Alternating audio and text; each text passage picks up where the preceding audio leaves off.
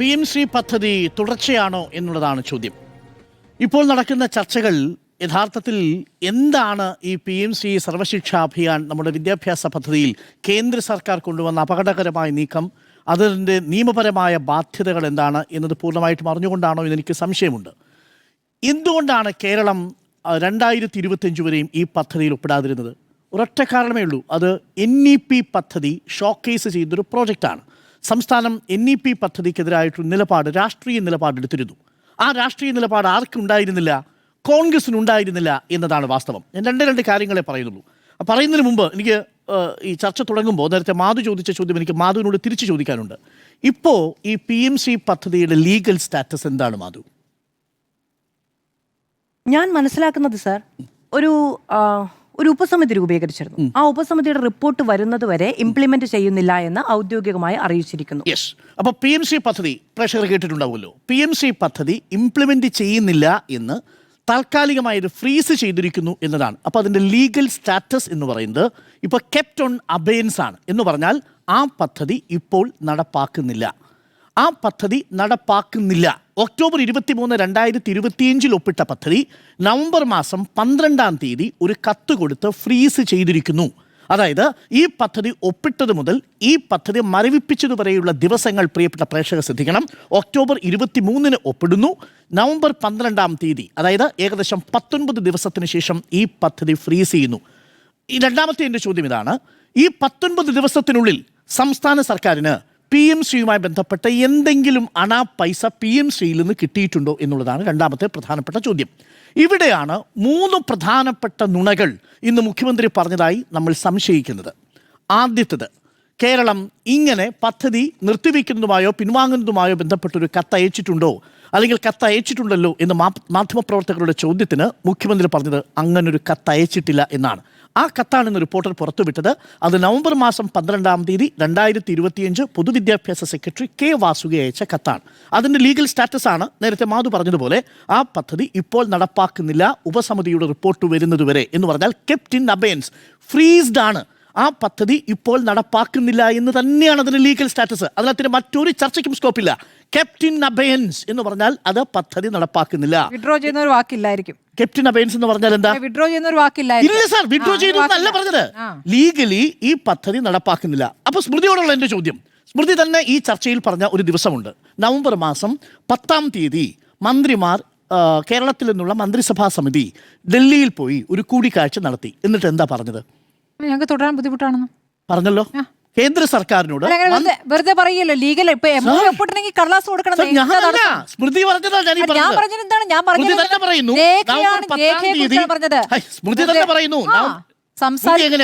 പറഞ്ഞ എന്താണ്, അവിടെ പോയി സംസാരിച്ചു പറഞ്ഞു, കേന്ദ്രത്തെ അറിയിച്ചു. കേന്ദ്രത്തെ വാക്കാൽ അറിയിക്കുന്നു. അപ്പൊ പിന്നെ രേഖാമൂലം അറിയിക്കുന്ന കേന്ദ്രത്തെ സിമ്പിൾ അല്ല അത്. സ്മൃതി പറഞ്ഞതിനെ കോട്ട് ചെയ്യുന്നു. ഞാൻ സ്മൃതി ബുദ്ധിമുട്ടല്ലേ? അങ്ങനെയാണെങ്കിൽ ഡോക്ടറെ എല്ലാം കോട്ട് ചെയ്യൂ. കഴിഞ്ഞ സർക്കാർ തെരഞ്ഞെടുപ്പ് കാലത്ത് ഉപയോഗിച്ച മോശം പ്രയോഗങ്ങൾ, നുണ എന്നുള്ള പ്രയോഗം വീണ്ടും ആവർത്തിച്ചുകൊണ്ടിരിക്കുകയാണ്. എന്താണ് പറഞ്ഞത്?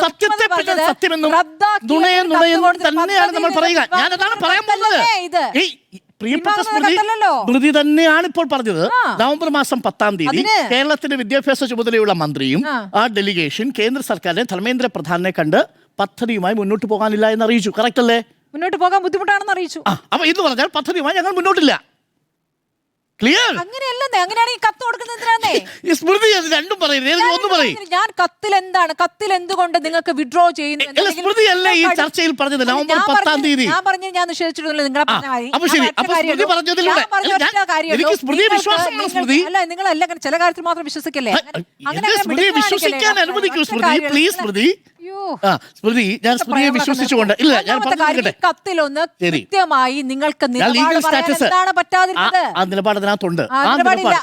യോഗം കഴിയുന്നവരെ, കമ്മിറ്റി റിപ്പോർട്ട് കിട്ടുന്നവരെ പറയാം. അപ്പൊ സ്മൃതിയെ തന്നെ വിശ്വസിച്ചുകൊണ്ട് 2025 നവംബർ മാസം, എപ്പോഴുമല്ല സത്യം പറയുന്ന സമയത്ത് നമ്മൾ വിശ്വസിക്കും. സ്മൃതി സത്യം പറയുന്ന അപൂർവ നിമിഷങ്ങളിൽ ഞാൻ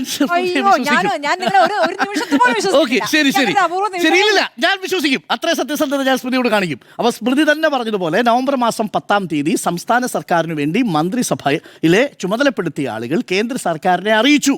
എങ്ങനെ അറിയിച്ചു? വാക്കാൽ അറിയിച്ചു. അത് മതിയോ? പോരാ. അതിനെന്ത് ചെയ്യണം? ആ വാക്കാൽ അറിയിച്ച കാര്യം കൃത്യമായി രേഖപ്പെടുത്തി അയക്കണം. അങ്ങനെ നവംബർ മാസം 12-ാം തീയതി കെ വാസുകി കത്തയക്കുന്നു. അപ്പോൾ കെ വാസുകി കത്തയക്കുമ്പോൾ മെമ്മോറാണ്ടം ഓഫ് അണ്ടർസ്റ്റാൻഡിംഗ് ഒപ്പിട്ടിട്ട് വളരെ കുറച്ച് നാളുകൾക്കുള്ളിൽ ഇത് പിൻവലിക്കുന്നത് എന്തുകൊണ്ട് എന്നുള്ളതിന് ഒരു ഉപസമിതിയുടെ റിപ്പോർട്ട് വേണമല്ലോ. ആ ഉപസമിതി റിപ്പോർട്ട് എവിടെയെന്നുള്ള ചോദ്യം കോമഡിയാണ്. അതാണ് ഞാൻ ഈ പറഞ്ഞത്. പല കാര്യങ്ങളും ഇരട്ടത്താപ്പ് എല്ലാ ഭാഗത്തും ഉണ്ടായിട്ടുണ്ട് എന്ന വാദം തന്നെയാണ് എനിക്കുള്ളത്. 5 മാസം പിന്നെ കേൾക്കൂ. അപ്പോൾ കേന്ദ്ര സർക്കാരിനെ നമ്മൾ ഈ പദ്ധതിയുമായി മുന്നോട്ടില്ലെന്ന് അറിയിച്ചിട്ടുണ്ടോ? അറിയിച്ചിട്ടുണ്ട്. നവംബർ മാസം 10-ാം തീയതി മന്ത്രിസഭയുടെ ഡെലിഗേഷൻ കേന്ദ്ര സർക്കാരിൽ ധർമ്മേന്ദ്ര പ്രധാനെ കണ്ട് ഞങ്ങൾ ഈ പദ്ധതിയുമായി മുന്നോട്ടില്ല എന്ന് അറിയിച്ചു. നമ്പർ 1. നമ്പർ 2, കത്തയച്ചിട്ടുണ്ടോ? ഈ പദ്ധതിയുമായി ഇപ്പോൾ മുന്നോട്ട് പോകാനില്ല, അത് എന്താണ്, കെപ്റ്റ് ഇൻ അബയൻസ് ആണ്, ഈ ഉപസമിതി പഠിച്ചു വരുന്നതുവരെ ചില കൺസേൺസ് റേസ് ചെയ്ത സാഹചര്യത്തിൽ എന്നറിയിച്ചു. എന്ന് പറഞ്ഞാൽ നമ്മുടെ റിലക്റ്റൻസ് അറിയിച്ചു. ഈ റിലക്റ്റൻസ് കേന്ദ്രത്തിന് ബോധ്യപ്പെട്ടോ? കേന്ദ്രത്തിന് ബോധ്യപ്പെട്ടു. 2 കാരണങ്ങളാൽ കേന്ദ്രത്തിന് ബോധ്യപ്പെട്ടു. 1, ഏപ്രിൽ മാസം കേന്ദ്രം ഹൈക്കോടതിയിൽ കൊടുത്തിരിക്കുന്ന ഒരു അഫിഡവിറ്റ് ഉണ്ട്, അല്ലേ? സുപ്രീം കോടതിയിൽ കൊടുത്തിരിക്കുന്ന ഒരു അഫിഡവിറ്റ് ഉണ്ട്. ആ അഫിഡവിറ്റിൽ പറഞ്ഞിരിക്കുന്നു PMSRI പദ്ധതിയുമായി മുന്നോട്ട് പോകുന്നതിന് കേരള സർക്കാർ റിലക്റ്റന്റ് ആണ് എന്നാണ് ബോധ്യമാകുന്നത്. എങ്ങനെയാണ് കേന്ദ്ര സർക്കാരിന് റിലക്റ്റന്റ് ആകുന്നതെന്ന് ബോധ്യമായത്? 2 കാരണങ്ങളിലൂടെയല്ലേ? 1, നേരിട്ട് സ്മൃതി തന്നെ പറഞ്ഞ നവംബർ 10-ാം തീയതി നമ്മുടെ കേരളത്തിലെ മന്ത്രിസഭയിലെ ചുമതലപ്പെട്ടവർ കേന്ദ്ര സർക്കാരിനോട് വാക്കാൽ പറഞ്ഞതനുസരിച്ചും രേഖാമൂലം കെ വാസുകി കൊടുത്തതനുസരിച്ചും കേന്ദ്ര സർക്കാരിന് ബോധ്യപ്പെടുന്നു ഇടതു സർക്കാർ ഈ പദ്ധതിയുമായി പോകുന്നതിന് റിലക്റ്റന്റ് ആണ്, വിമുഖതയുണ്ട് എന്ന് കേന്ദ്ര സർക്കാർ കൊടുത്ത അഫിഡവിറ്റ്, സുപ്രീം കോടതിയിൽ അഫിഡവിറ്റ് നിലവിലിരിക്കുമ്പോഴാണ് മുഖ്യമന്ത്രി വന്ന് നമ്മളോട് പറയുന്നത് അങ്ങനൊരു കത്ത് കൊടുത്തിട്ടില്ല, നിർബന്ധിതമായി എന്നാണ് പറയുന്നത്. എന്ത് നിർബന്ധിതമാണുള്ളത്? അതാണ് രണ്ടാമത്തെ നുണ. ഞാൻ നുണ എന്ന് പറയുന്ന കാര്യം സത്യമല്ലാത്തത് കൊണ്ടാണ് കേട്ടോ, വാസ്തവ വിരുദ്ധമായതുകൊണ്ടാണ്. രണ്ടാമത്തെ നുണ എന്താ?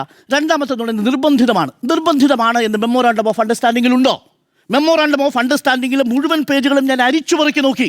ഇത് ഒരിക്കൽ ഒപ്പിട്ട് കഴിഞ്ഞാൽ ഇറ്റ്സ് മാൻഡേറ്ററി, ഇരു പാർട്ടികളും അത് നിർബന്ധമായും അനുസരിച്ചു കൊള്ളണമെന്നല്ല, തിരിച്ചാണുള്ളത്. കേന്ദ്ര സർക്കാരിന് 30 ദിവസത്തെ നോട്ടീസ് കൊടുത്ത് വേണമെങ്കിൽ ഈ പദ്ധതി ഒഴിവാക്കാം. എത്ര ദിവസത്തിനുള്ളിലാണ് ഈ പദ്ധതി കെപ്റ്റ് ഇൻ അബയൻസിൽ വെച്ചിരിക്കുന്നത്?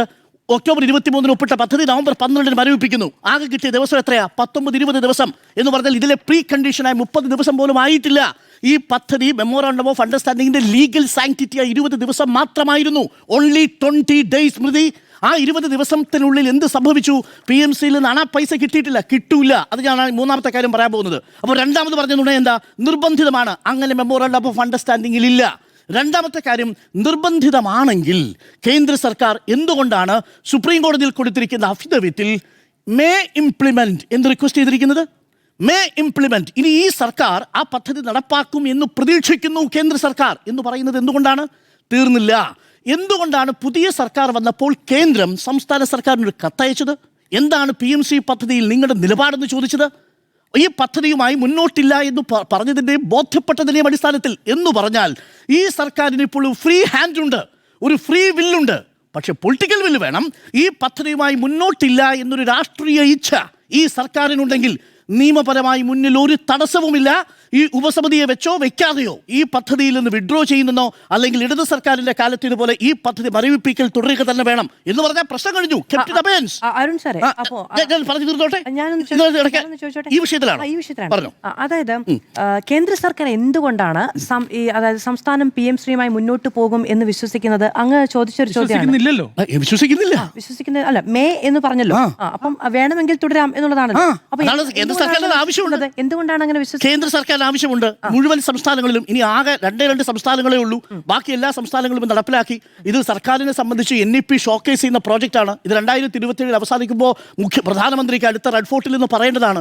ഇന്ത്യയിലെ മുഴുവൻ സംസ്ഥാനങ്ങളിലും PMSRI പദ്ധതി നടപ്പിലാക്കി NEP ഷോക്കേസ് ചെയ്തിരിക്കുന്നു. നോക്കൂ, ഇടതു സർക്കാരിന്റെ കാലത്ത് കേരളത്തിലും തമിഴ്നാട്ടിലും പശ്ചിമ ബംഗാളിലും PMSRI പദ്ധതി പ്രകാരം സ്കൂളുകൾ ഉണ്ടെന്ന് പറയാം. 14,500 സ്കൂളുകൾ ഉണ്ടെന്ന് പറയാം. അതായത് താൽക്കാലികമായി ഈ ഉപസമിതിയുടെ റിപ്പോർട്ട് വരുന്നത് വരെ താൽക്കാലികമായി ഇംപ്ലിമെന്റ് ചെയ്യുന്നില്ല എന്നുള്ള കാര്യത്തിൽ ഉപസമിതി റിപ്പോർട്ട് വന്നതിന് ശേഷം സംസ്ഥാന സർക്കാർ മുന്നോട്ട് പോയേക്കും എന്നാണ് കേന്ദ്ര സർക്കാർ തത്വത്തിൽ ഇപ്പോൾ വിശ്വസിക്കുന്നത്. എന്നറിയിക്കുന്നു. ഈ കേരളം ഒഴികെയുള്ള ബാക്കി എല്ലാ സംസ്ഥാനങ്ങളും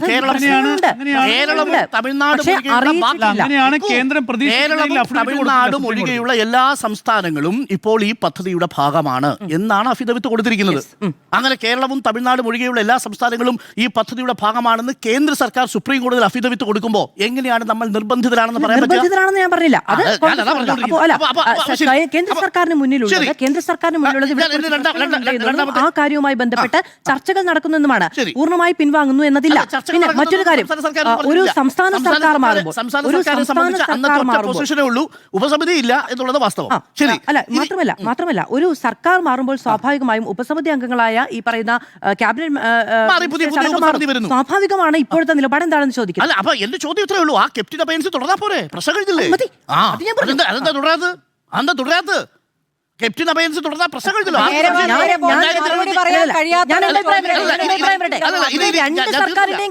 ഞാൻ തീർച്ചയായും മാധു ഇനി അപ്പൊ 2 പോയിന്റ് പറഞ്ഞു. ഒന്ന്, ഈ പദ്ധതി നിർബന്ധിതമാണോ? നിർബന്ധിതമല്ല.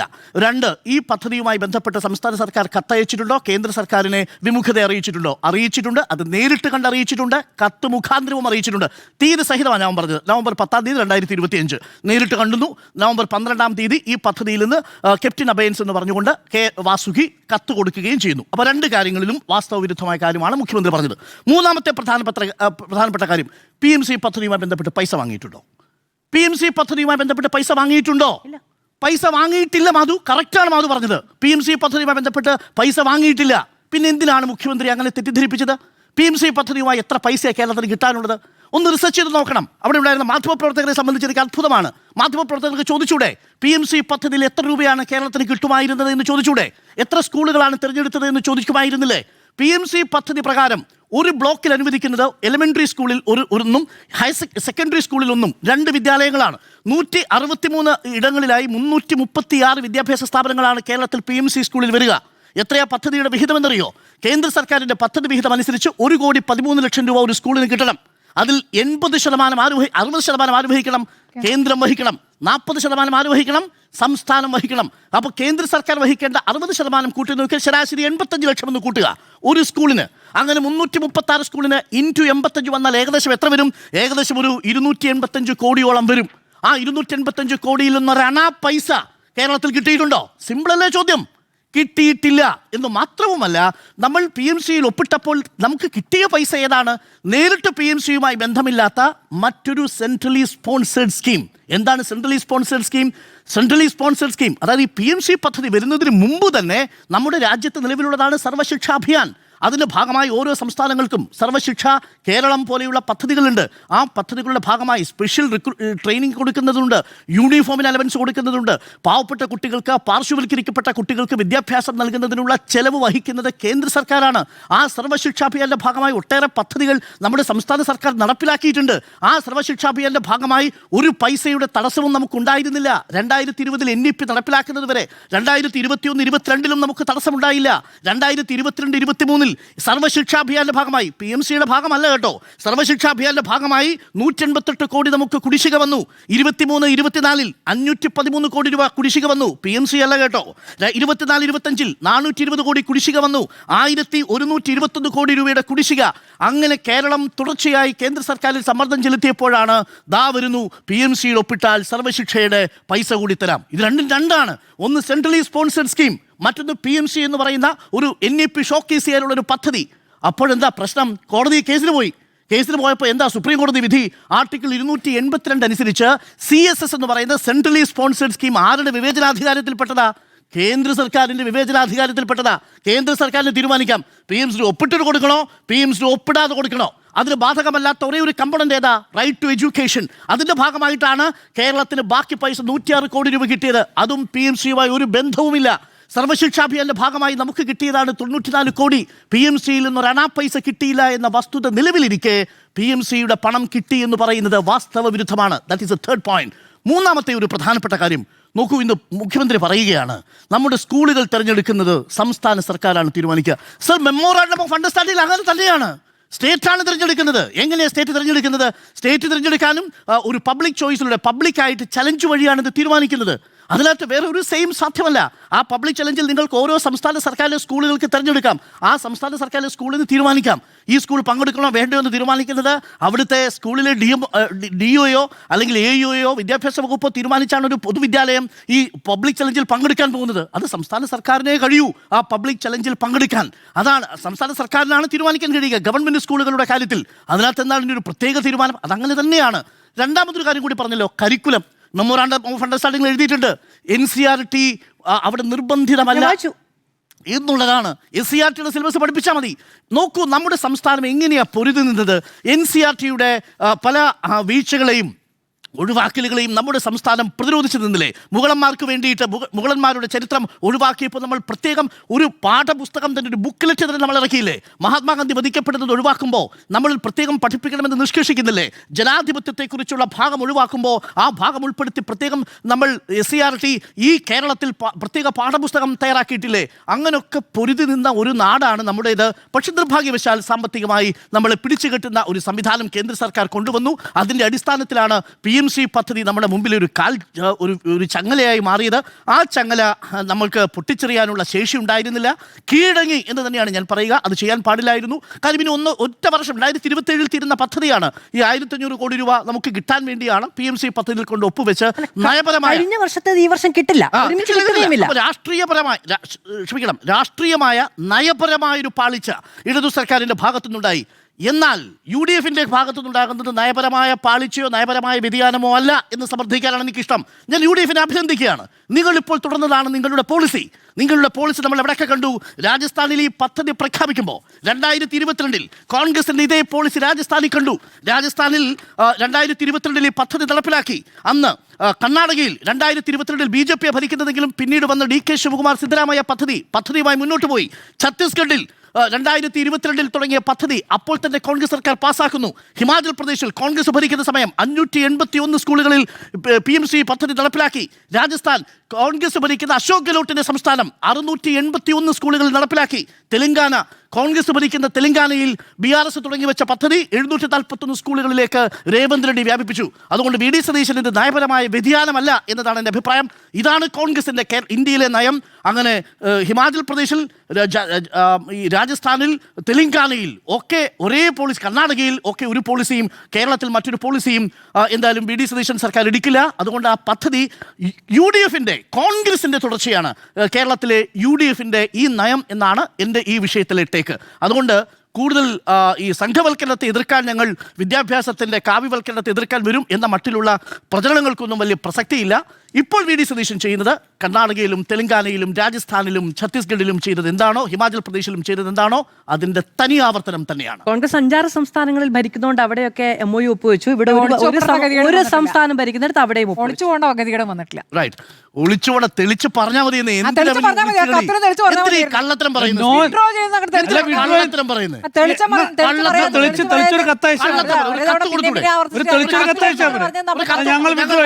രാജസ്ഥാൻ മോഡലിലൂടെ ഞങ്ങൾ നടപ്പാക്കുന്നില്ല.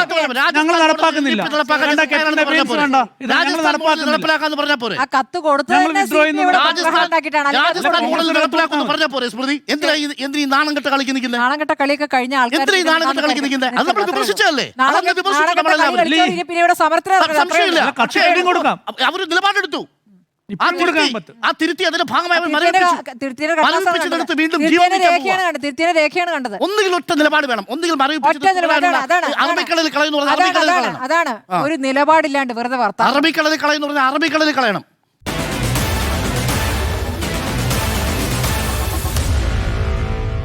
Meet the editors.